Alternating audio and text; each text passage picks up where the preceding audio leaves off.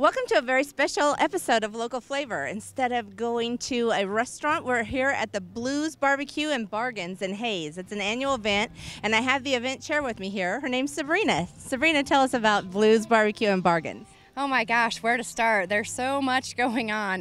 It's the 8th year for the event, and it's the 4th year that we've added the KCBS, which is Kansas City Barbecue Society. So it's the 4th year that we've added the barbecue cook-off to it, and it really seems to have attracted a lot of locals as well as out-of-town teams to come participate in it. And you know, we're talking about a food show here, so we should probably talk about there's a lot of secret recipes down here happening.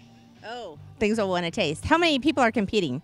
We have just shy of 40 teams this year, which is, let's see, about 14 more teams than we had last year. So, oh my goodness, very good. So this is taking off pretty well. Is this something you're going to keep doing? Well, if the heat doesn't get to us first, I think, no. We're actually planning on keeping it going as an annual event. We've tossed around, you know, do we need to keep it the same date or move it? But for the most part, I think the event is going to keep going. And when is it? Typically right now it's always the 3rd weekend in July, and it's always in the downtown Hayes area, and then we've got bargains going on throughout the entire community, but the majority of activities take place in Municipal Park in downtown Hayes.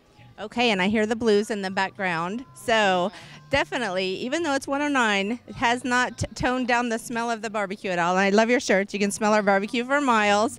So we're really anxious to go taste some of the barbecue and get some hints from the secret recipes.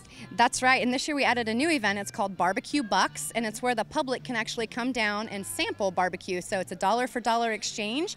So they come down and they buy the bucks, and then the bucks are good at any of the participating teams, and they are serving everything from pork to ribs to burnt ends to good old-fashioned hot dogs off the Traeger grills, chicken, you name it. Awesome. Sounds like a lot to taste. Well, thank you so much for inviting us, and we'll have a great time here at Blues BBQ and Bargains.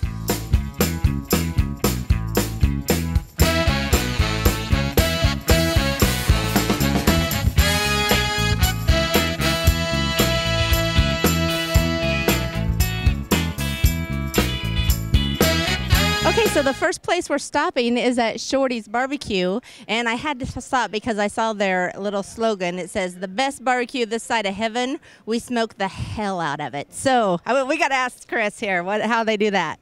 Well, you're Chris, right? Yep, Chris Shoemaker from here in Hayes, and with Shortys BBQ and Catering. I do a couple competitions a year, but mainly what I do is the catering side of it and whatnot. So. This one being a local event, can't pass it up. It's a lot of fun. And you're going to show us how you make your brisket for today, right? I'm going to go over kind of maybe different parts of the brisket, what a person in competition would probably go through and look for, and go from there. So we'll check out the brisket and kind of give you an idea of what a person needs to do. You know, if they're backyard barbecue, give you a couple tips to, you know, help you out a little bit. So basically, this is called a whole brisket. At a store, you can do, you'll have the choice of getting a flat or a point. A whole brisket is both of those. It's usually cheaper because the butcher didn't have to touch it and separate it or anything like that. So that's up to the chef at home to cut out and separate the two parts of the brisket. Which one is which? Well, this one's probably not the best example. However, a point will be up on top. This will be basically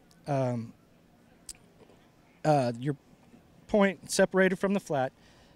There's a line of fat that actually goes through that you have to find with your knife that separates the two cuts of meat. So if you can see here, this will be more of what you'd find in the store that's been cut already.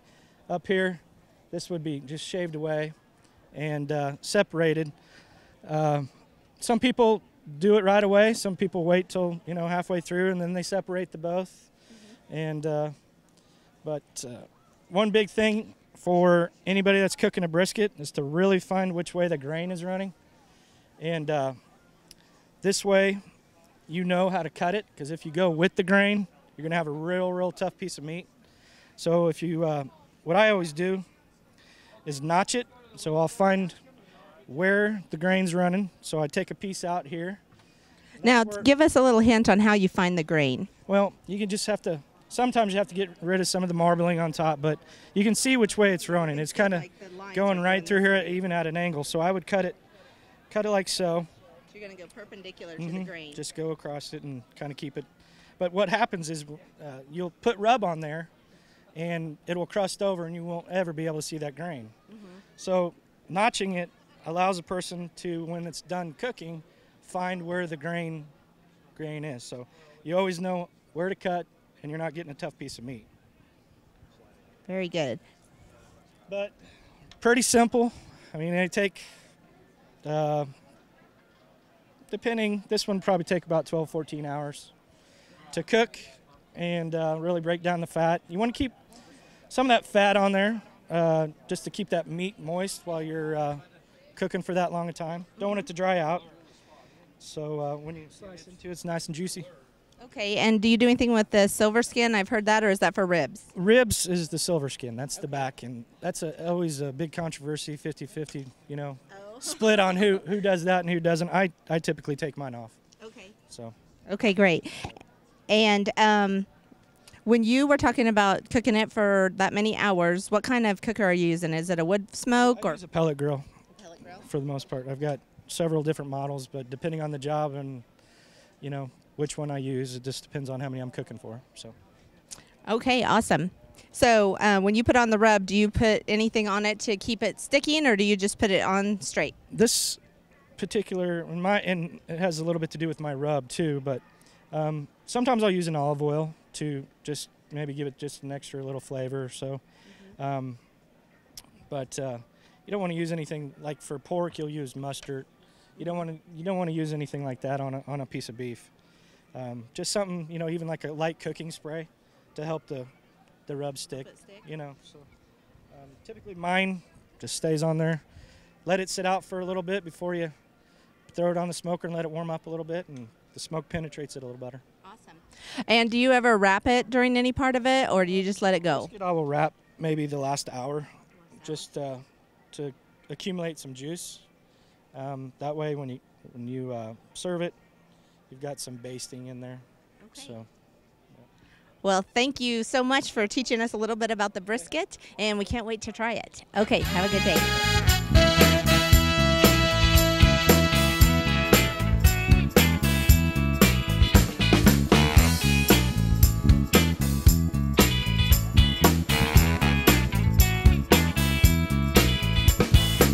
Walking around the grounds here at Blues Barbecue and Bargains, and we saw a familiar face, Kelly with Legs Up BBQ. So I thought I'd ask him a little bit about pork butt. So Kelly, before you tell us about pork butt, tell us about Legs Up. Legs Up, we are a competition barbecue team. We've cooked barbecue contests from California to Tennessee, Nebraska to Texas, and just about anywhere else in between. Go all over. We also do catering out of Great Bend and TV shows with you guys. So. Awesome. So this is not your first pork butt. No, we've done a one or two of them before. So. Well, what do you look for in your meat, first of all? Look for a good color on them. This one we've already got halfway prepped for the barbecue contest that will be turning in tomorrow. Yeah, it looks a little orange. What is on there? Or is it a secret? Okay. Secret. You know, I tell you, but, you know, then we have to take you out back and kill you. And let me eat it first. So, what we look for, if they're in the package at the store, is going to be kind of like this. You know, the best we could do under the circumstances. Really, you're looking for what kind of fat it has on it. Nice white, good firm fat. The firmer the fat, the better it is. The more flavor you're going to get out of it. This is going to be made into pulled pork, right? Right. Pulled pork chunks, and we'll actually do some slices out of this pork as well too. Just give them some different options, some different things, different ways of tasting pork versus normal pulled pork that you get at any barbecue restaurant. Have you learned what the judges are looking for? Well, some days I think so, some days not. So, what do they say they're looking for? Well, that's always one of the things with a barbecue contest. We never know. We get score sheets back that have a numerical score on them, and that's it. And so you don't know if they give it a 9, which is excellent, why they gave it a 9. Ooh, that's hard then. You don't know if they give it a 2, which is really bad, why they give it a 2.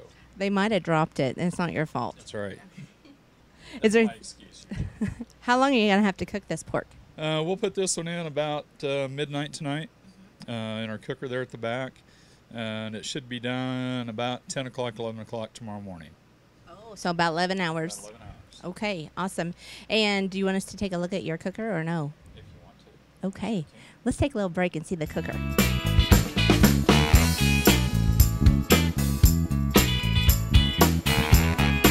Kelly, this is a big smoker, but I noticed you have 2 of them. Why would you need 2 smokers here? We use 2 for the small cooker, the small grill we use to do the chicken on in the morning.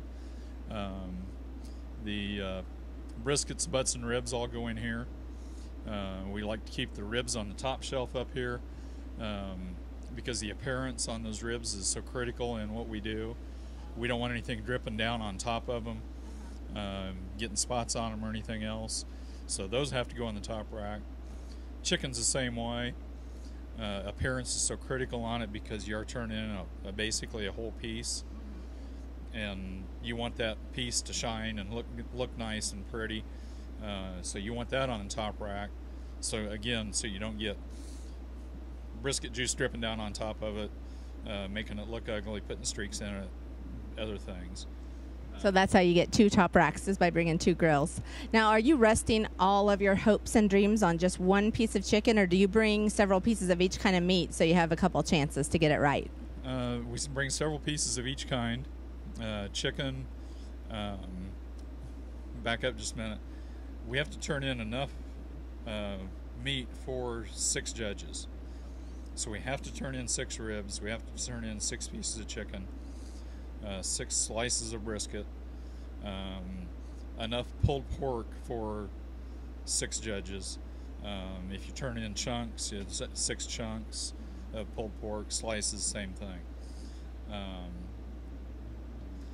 So chicken, we turn in thighs, we turn in 6, so we cook about 8 thighs. This way, if 2 messed up, it's just yeah. your, or one for you to eat too. One you find it after you turn it in. That's when you get to eat it and find out how bad you're going to do that day. Ribs, we only cook 3 slabs of ribs. We'll end up turning in about 8 to 10 bones with meat on them, of course.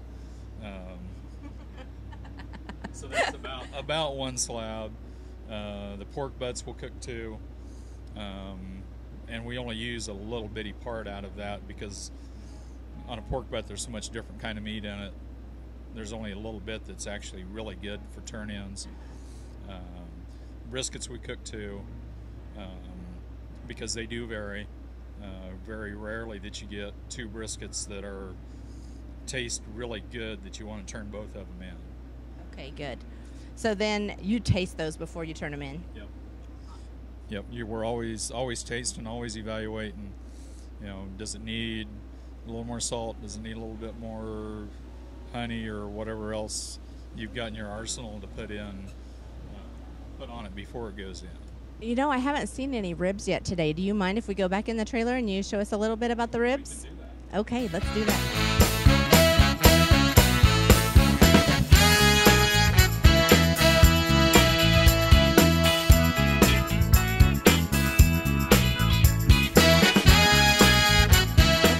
Thanks for showing us some ribs. What are you looking for on this piece of meat? These ribs we've actually already trimmed and prepped for the contest. That's hard work on these, isn't it? Not too bad. The way we buy them, the supplier I have for the ribs, not a lot of work for them. I already buy them cut into a St. Louis cut rib.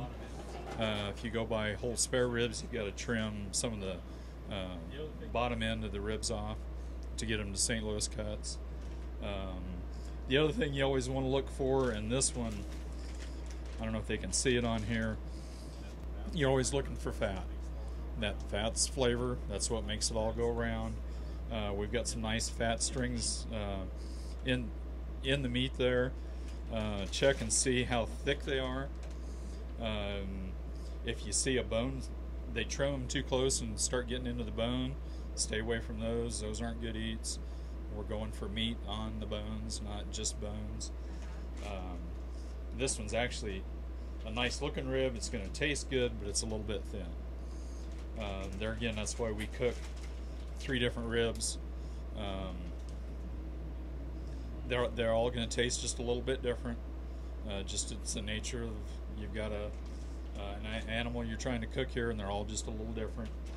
Now, you haven't seasoned this yet at all. You've Nope. just prepared it. We'll season these before we go to bed tonight, probably about 11:30, 12 o'clock tonight. Don't want to season them too early. It can, depending on how much salt is in your rib seasoning, it can tend to draw a little bit of moisture out. You're So dealing this is something where you wouldn't want it to set on for too long. right. You're dealing with such a thin piece of meat here. That can be a concern. I just think I get better flavor out of them in judging when I season them that night. Let me ask you something. Is everything turned in at once, or is like chicken at 1 o'clock and pork at 5 o'clock? Or Chicken's turned in at 12 o'clock. Then we got a half hour to turn in ribs at 12:30. Then another half hour, pork is at 1 and brisket's at 1:30. would you say that of all those meats, that's about how the same order that in terms of time to cook? Like brisket needs the longest time? Brisket and pork do need the longest time. We're talking 10 to 12 to some guys will cook 14, 18 hours on them. What we call the big meats. And you got a bigger chunk of meat you're dealing with. Ribs, generally you're looking at 4 to 6 hours. So these will go in the cooker at 7 o'clock in the morning. They'll come out about 11, rest for just a little bit, and we'll go back in and sauce them at 11:30 to 12, and then we'll start slicing for turn-ins. I love how you always remind us how to rest the meat. Would you recommend also for chicken to rest it before it's served? At home, yes. For what we're doing with thighs, they basically come straight off of that cooker into the turn-in box and into the judges.